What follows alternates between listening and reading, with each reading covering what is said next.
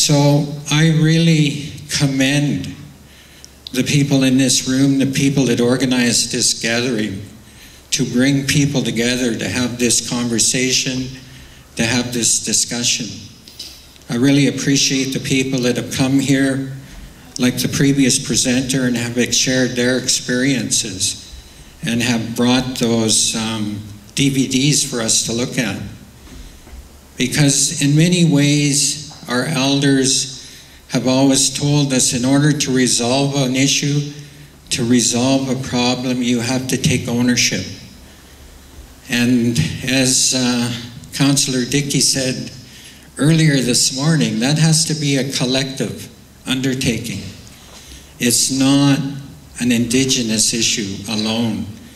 It's an issue that we all bear a responsibility, each and every one of us, because all of us have those little people at home that are depending on us.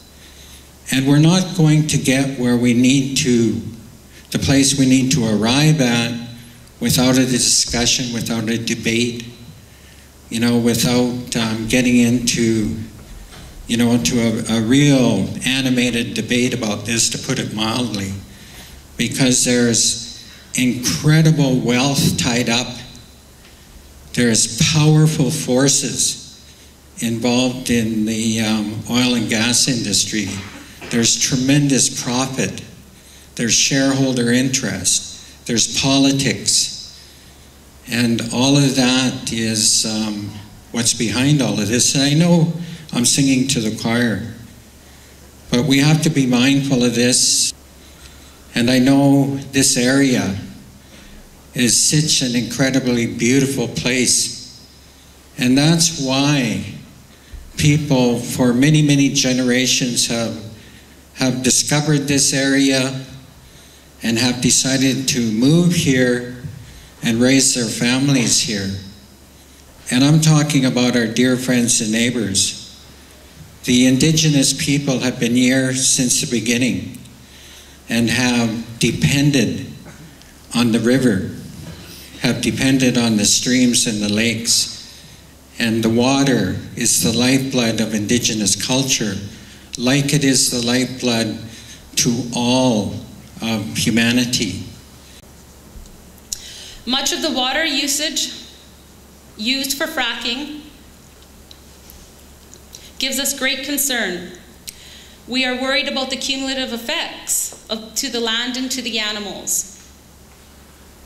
We don't understand what fracking will bring for us in the future, or to the places like the Muncho Lake and other pristine valleys. What are the cumulative effects going to be? Water loss, road access, frac sand, gravel exploration, and the list seems to continue to grow. So I've just threw aside where I'm going to illustrate my perception of the situation regarding the position of the industry.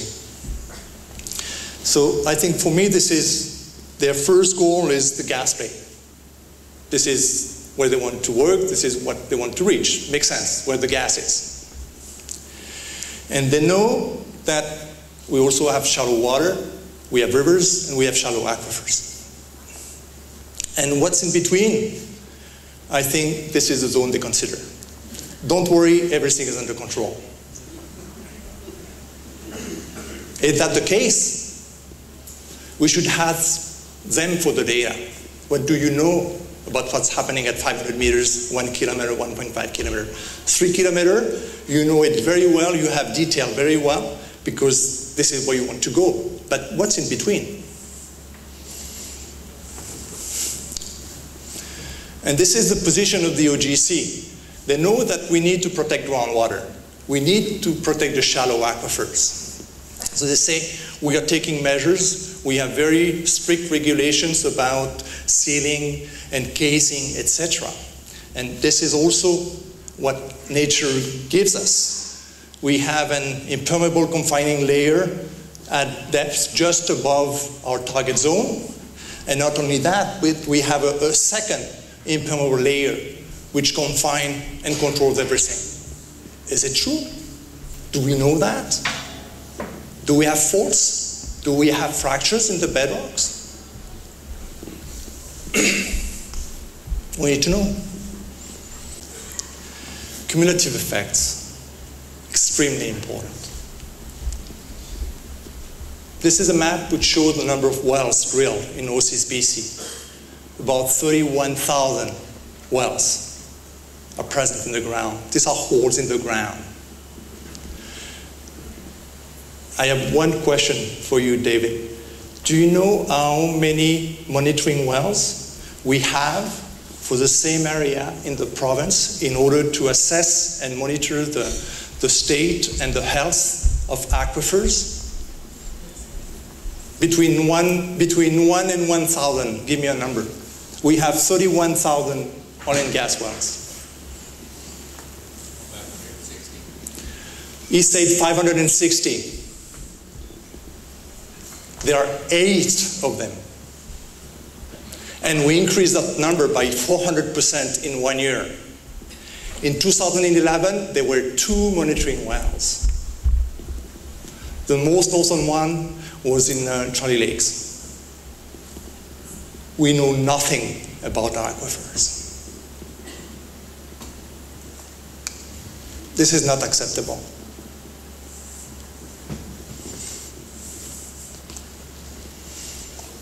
What about the bigger scale? About Western Canada.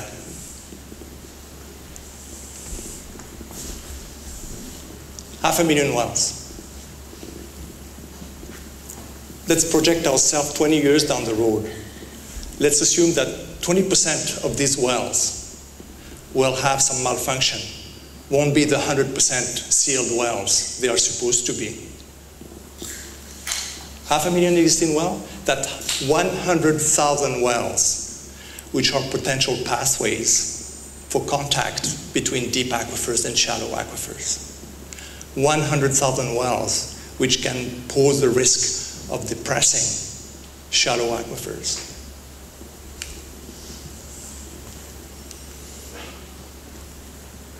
We are dealing with very sensitive systems. At shallow depths, this is what we have. You are very familiar. This is your environment. This is the Peace River on top, and this is small rivers, small tributaries, photos that I've taken near Tumber Ridge. They're just a few meters deep. The river inverts are not 200 meters down. They're just 5, 10, 20 meters. The deep rivers, they're very shallow rivers. Imagine that we depress surface aquifers. What is going to happen? Is this what we want? I really enjoyed the presentation that we witnessed yesterday. I thought it was so insightful and dispelled a lot of the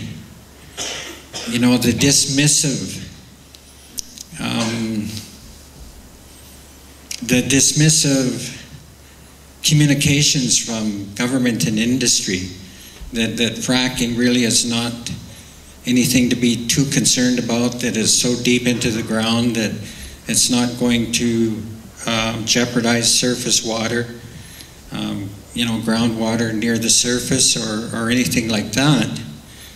And that it was only such a tiny fraction of the availability of water.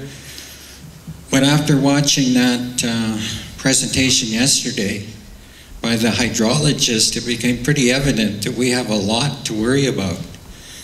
And throughout the course of yesterday, it became evident that there's more that we don't know than we do know. And there's greater reason to be concerned. And I wasn't overly impressed with the people that come up and say, don't worry. Don't worry, you have nothing to worry about, because we have a number of legislative instruments here that are going to look after your interests. And I don't find any comfort in that at all. The fact that there are no standards, there are no way to calibrate the volumes of water, the cumulative impacts of all of that activity out there, the thousands upon thousands of wells that are going in, and the impact that that's going to have on groundwater. I thought the most frightening slide was that dry riverbed. And these things take a long time to manifest themselves, but I can't help but believe a dry riverbed only happens once. And when you get to that point, it's too late. What we have right now is simply a referral process in which First Nations are presented with development applications and little else. There's no ability to plan. So to use as an example and a precedent that we had in place for decades in this province, forest companies were required by law to file 5-year and 10-year development plans, which indicated on a watershed by watershed basis where they intended to operate in future years. There's no reason why that could not be replicated in some form by natural gas companies, with that information being fed to First Nations and local communities well in advance of development activities occurring, so that we could begin to have an informed discussion about how to plan.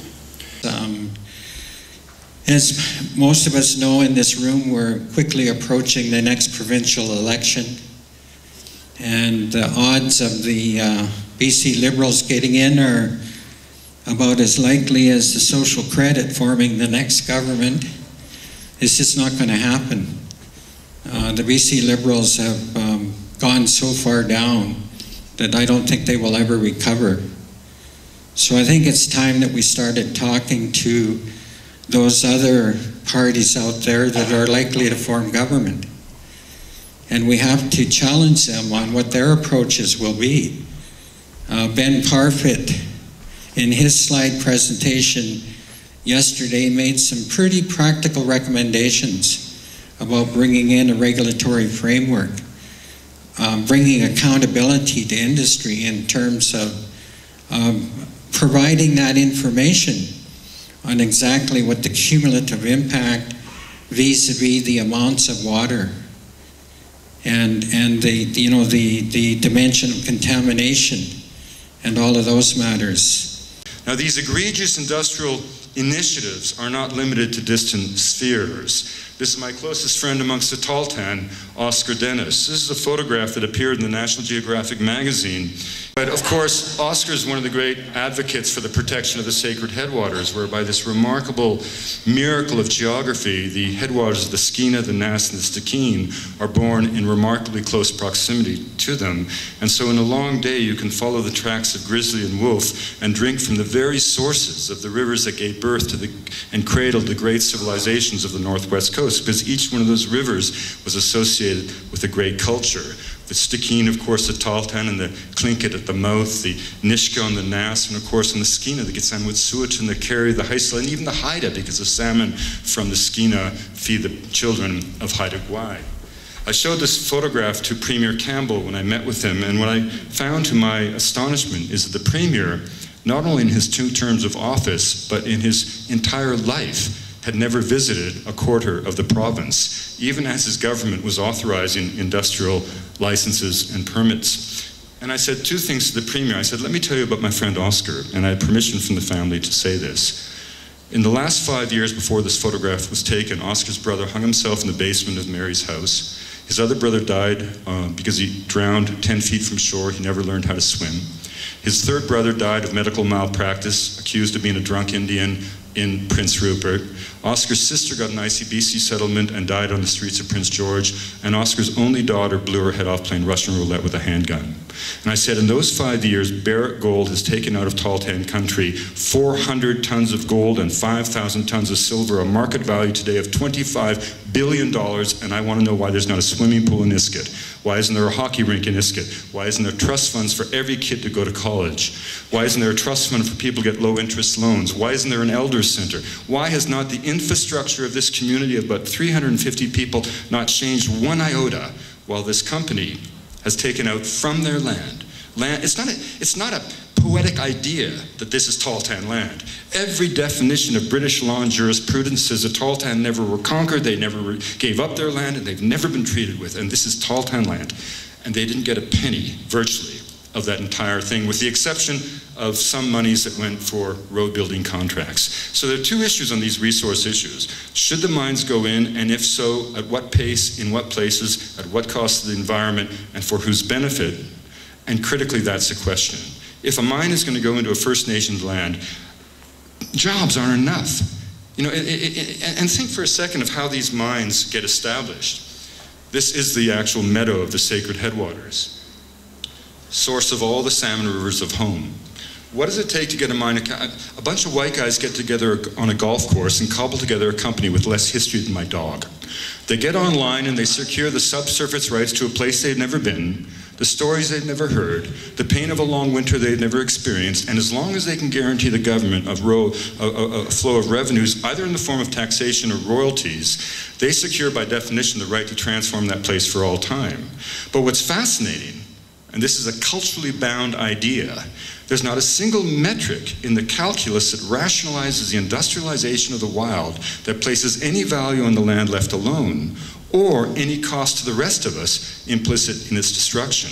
Now we take that for a given because it's how we industrialize the wild, but it's rather unusual. I mean, it's a little bit, I was saying last night to Jasmine, it's like if she's got a garden growing roses here in Fort Nelson and I come along and I say, guess what, I want to buy your roses. And I'm such a good corporate citizen, I'm going to even give your kids jobs plucking those roses. And so we have this transaction, I walk away with all the roses, she's got some money in her pocket, and then as I look over my shoulder, I say, oh, by the way, I'm destroying your house.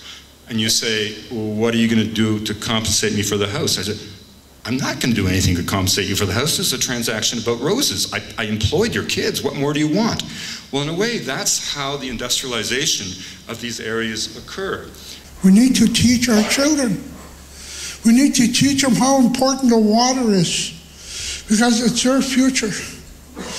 So, you know, I was sitting back there, I wanted to say something.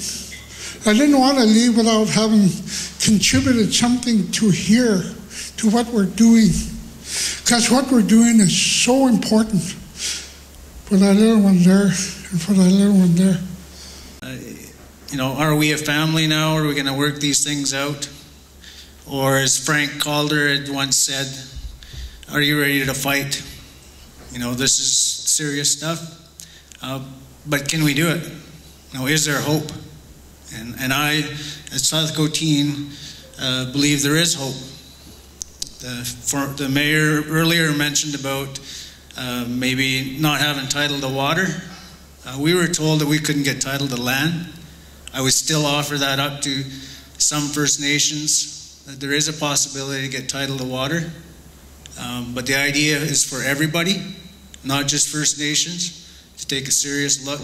And I'm glad to see industry and government here to see how we can work together. And in the wake of this history, it's perhaps possible to feel that the way you think about water, and when you use language like sacred, that somehow you're an anachronism, or somehow you're a minority, and this dominant industrial worldview which has placed an industrial carpet over this entire country in about 2 generations is somehow the real world, and how those people think is the real wave of history. And what I'm here really to suggest this morning, that when viewed through the anthropological lens, the truth is rather the opposite. And this industrial idea that de-animates the world and is prepared to do anything to the natural ecosystems that will generate economic return, irrespective of the ecological consequences, is by far and away the exception to the way most peoples of the world view their relationship with their environments. As you know, the conference organizers came up with 3 themes: building awareness, collaboration, and action.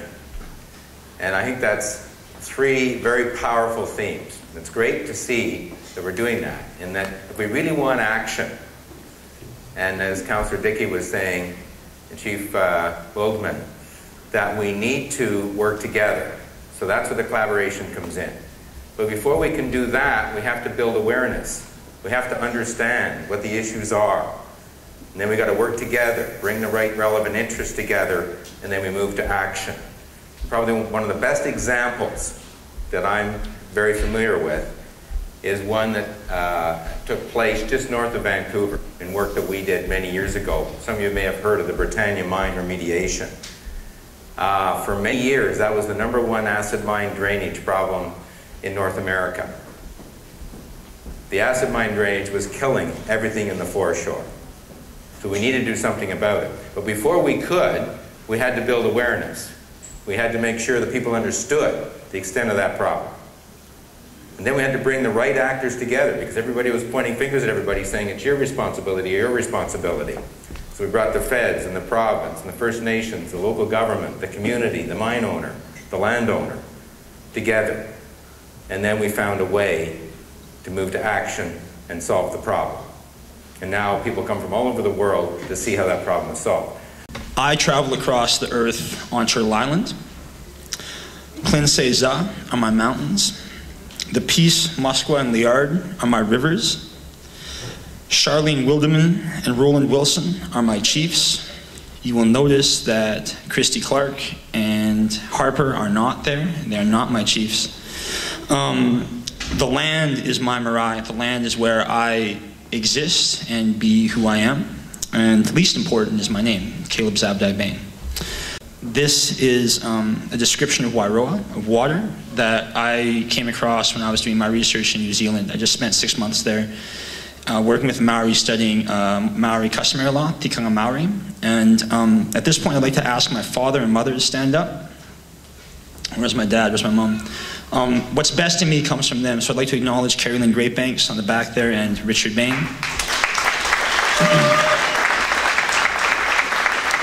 If you look at my dad Richard's shirt, it says, Kaitiaki Papatuanaku Marangamai. And it was given to me by the only family in New Zealand in Aotearoa to kick, it's Apache Corps Canada, actually, or their contractors, out of their land. And that t-shirt my dad has on is a visual expression of what the Maori, at least those Maori, Kahananu Iwi members felt about oil and gas development, unconventional gas development in particular. And it's also a reference to Papatuanaku, to Mother Earth. And if you look at my dad's shirt very closely, you'll see a number of images and kind of a description. And there's some heavy imagery embedded within that, and I just wanted to honor that because my dad wears it to honor me. I'd also like to acknowledge Tofistai and Mel, the elders in the room, the leaders in the room, and the children in the room. You guys honor us with your presence, and so I'm really proud, and I'm doing my best to honor you by giving something worthy of your presence and your hearing and your ears. This is a very brief outline. My intent is to present a thesis on what I think about water management and consultation and the law that I've chosen to dedicate my life to. I've theorized that water management could be a mechanism for reconciliation, and I'll explain why throughout the presentation. I'll present Te Awa Tupua, which is the giving of personhood to the Whanganui, depending how you pronounce it, river in New Zealand. And I think it's really important to look at kind of the lessons in other places and kind of understand a bit about why that was done and what it means. And that's going to be relevant to my next point, which is the legal evolution of colonization and what we can do about it. I've studied a lot about how the powerless gain power in the law. And I think that's relevant to you as keepers of the water and to all of us who share a dream of water as sacred, life-giving lifeblood. I felt like I was left out. I felt like I was the broken bridge that cannot enter because I do not understand half of what was said here. There's only one thing that I understood, and that's the oil that is destroying our land. Where I come from, I came here to give a message to everybody on the other side of the mountain. This side of the mountain, the other side where I come from. We can even eat moose. We can't eat anything, no fish, no nothing. We can even go in our water. We lost everything. I mean everything. I can even go out there to go pick up my native medicine because there's no more. The oil companies destroyed that. I can even pick berries because there's no more berries. The oil companies destroyed all that. I came here with a message of warning to each and every one of you. Sure, oil is good, money is good, but are we going to be able to give this glass of water to our children? Or are we going to give them a glass of oil in the future and tell them, here, you drink this oil, you'll be okay. You can eat this money too, it's okay. Make some soup with that oil, with that money. That's okay. Well, it's not okay with me. It's not okay when I have to look at what I have to go through. I had to go buy berries for me to live for the winter. I have to go buy my dry meat. The other day when I was getting some gas downtown, I envied the people that were carrying those great big antlers of a moose and antlers of a caribou or elk, whatever it was. I envied them because we don't have that ourselves. We have no more. And who cares? What oil company cares? And here we are, being told that it's okay. It is not okay. It is not okay at all. And the great indicator of this, of course, is language loss. When each of you in this room were born, there were 7,000 languages spoken on Earth. Now, a language isn't just a body of grammar or a body of vocabulary. A language is a flash of the human spirit.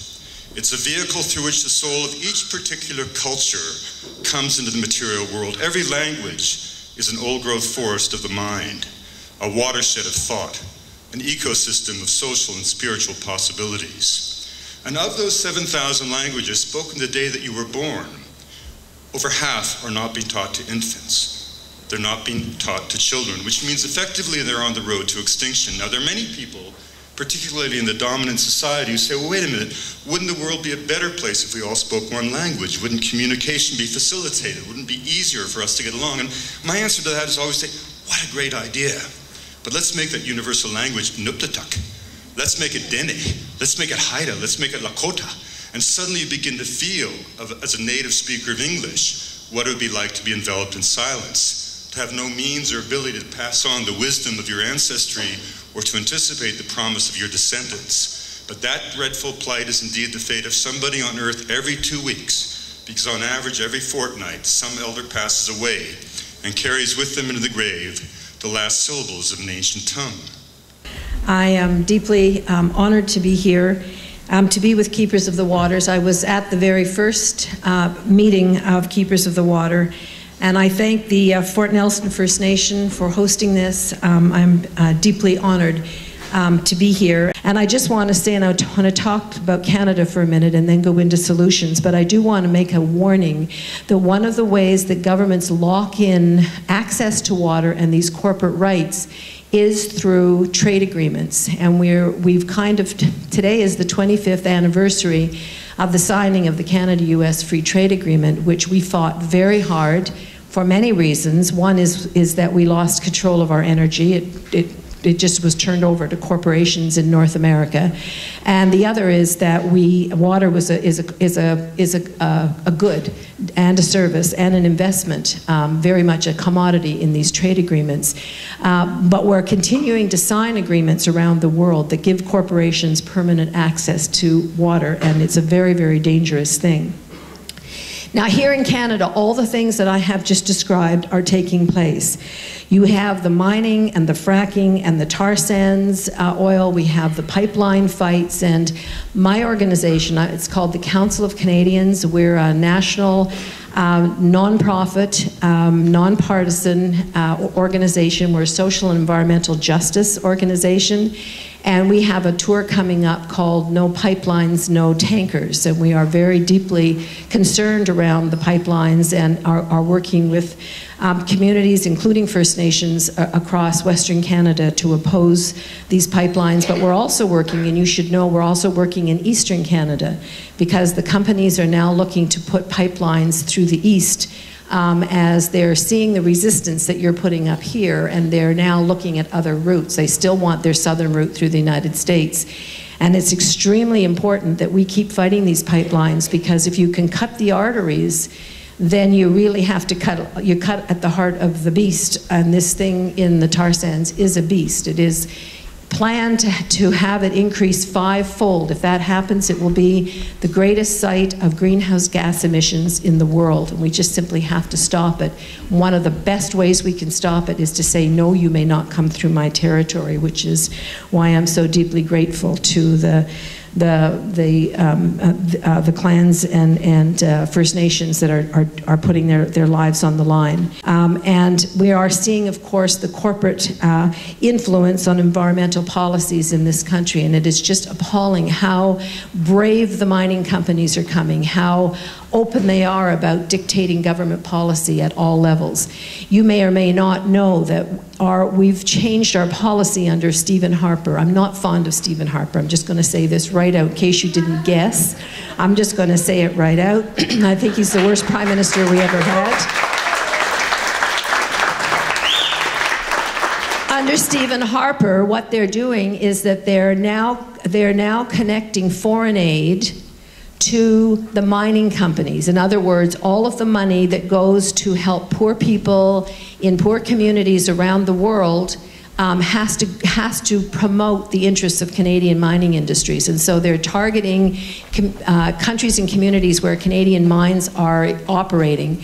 They don't want the resistance there, and they're paying off other people to kind of, excuse me, become pro-mining in those communities. That's their definition of aid.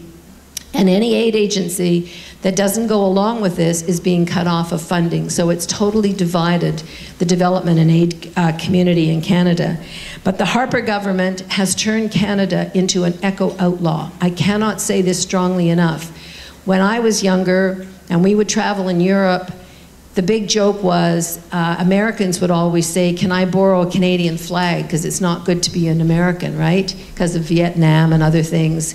Now, if you're going to travel in parts of the world, you want to borrow an American flag, because it's not good to be a Canadian in Central America, in the Philippines, in many countries in Africa. And the reason is the mining companies there and our energy companies are making terrible destruction in these communities. And it's because the Harper government will not crack down on them, will not support laws that say, hey, you're our ambassadors out there. When you treat people like this in other countries, they think that's what Canadians are about. You probably, of course, know that this government has taken Canada out of the Kyoto Accord. That's because they have no intention of dealing with the tar sands or the increased environmental output of other energy and fracking. The Fisheries Act, we had a decent act. It wasn't always enforced, but they have absolutely gutted the Fisheries Act. Basically, you have to prove that a fishery has commercial interest before it's going to be protected, and its habitat is to be protected. They gutted the environmental assessment process, so that they're saying only those with a direct business interest, only if you can show that your business will be directly affected by this pipeline or whatever, will you be able to have any kind of say here. And they've cut the time in half. I mean, we're going to all have to support people standing up, blockading, because the process, the legal process of government isn't going to work anymore. They've killed the experimental lakes area, which is a wonderful project in northern Ontario, where they have studied for many decades what hurts water and how to stop hurting water. They've been an absolute pioneer in helping us clean waters around the world. They were the first to know what mercury did, what contamination from nitrates did. They've done groundbreaking work. The Harper government does not want this kind of science and this kind of evidence-based information. And this is the most aggressive government, again, on trade. Now, you should know that there are several concerns that we have around trade. One is an agreement called CETA, the Comprehensive Economic and Trade Agreement with Europe. And this will give corporations from Europe, for the first time, the right to challenge public water systems, for instance, at municipal, provincial levels. And they're going to give these corporations the right to say, we actually own that water. And just bear with me while I tell you one example. There was an American company called Abitibi-Bowater. They were a pulp and paper company operating in Newfoundland, creating jobs. 4 years ago, they went bankrupt and they left. And they left all the jobs and all the pensions. They left behind devastation. Then they turned around and they said to the government of Newfoundland, well, you owe us money for the water we left behind. And the government said, are you crazy? That's our water. You had access to it when you were creating jobs, but you left. So they launched under Chapter 11 of NAFTA, the North American Free Trade Agreement, a challenge to the federal government, and instead of even fighting for Newfoundland, the Harper government just turned around and settled, gave them $130 million. So now we have a precedent where a corporation from another country using a trade agreement can actually claim the resource rights. Now this, I don't know in a court of law which is going to prevail, a treaty right or these corporate rights under these trade agreements. But technically, a trade agreement is a treaty that is supposed to have a greater authority than domestic law. So I've talked to First Nations peoples for many years and said we need to be talking about these trade agreements more. We need to understand what they're doing. And now the government has just signed an investment agreement to protect Chinese corporations when they come into the tar sands or into uranium mining or whatever. So more and more and more, we're just handing over rights to these corporations through these policies of the Harper government. So what I want to do then is I want to go through two stories, two maps about community. Right, I want to start off with the story about Canadian federal arrangements around water, right? How they evolved generally in the West, right? And then I want to go and tell a different kind of story, the kind of story that is usually left out of policy reform. That's the story about the Earth, right? The Earth's history. And so what I want to make a case for by the end is something like developing an Earth citizenship, a notion of an ethic that unites us in our sort of social ecology with the Earth. And many of you will have an ethic, I'm sure, like this. And William Pierce argued that there's one principle that we have to have at the basis of the Northwest Irrigation Act, and that's the principle that water is the property of the public. His argument, as his letter sort of unfolded and justified this principle, was that private development would not result in anything like the best we could do with water, because people will develop only what they need, and the rest of the community will pay the price, right? So his argument was then, well, then the government should declare ownership of the water in the public interest so that they can manage it fully. And to put this in context, one of the reasons this was so important was that at the end of the 19th century, there was a huge problem both in the United States, where we were taking our examples from, and it was beginning more and more, especially in BC with the logging industry, where large capital firms from the East were cutting down forests, shipping it all back to Europe. Lands were washing away into the sea. There was a huge concern about the degradation of landscapes. And that huge concern about the way that capitalism works drove the state to say, we will stop just the laissez-faire attitude towards resource management, we'll put it in the hands of the government. And so this, of course, drives the question, well, who is the public? Right? Who exactly counts? Well, William Pierce's argument, also in the same 1891 letter, maybe another letter of his, I've read quite a few of them, it could be a different date, but to the same person. His argument was that the community, that a community exists that gives legitimacy to the state. Right? And when we were discussing this morning about the notion of First Nations water rights coming to an important point next summer, one of the key aspects of water rights, of any rights, is that your right's only really good if other people recognize it. Right? So your right is automatically a social connection. Right? Anybody who is a younger sibling will know this. Your right to a chocolate bar in the backseat of a car is only as good as your older brothers and sisters allow. Right? So this feature of water rights, that they are communal and public, is rooted in Canadian water law across the country. It's also found in American law, it's found in European law, it's found in Hispanic law, it's found in Roman civil law, it's found in virtually all legal traditions. So this is a common aspect of legal heritages around the world.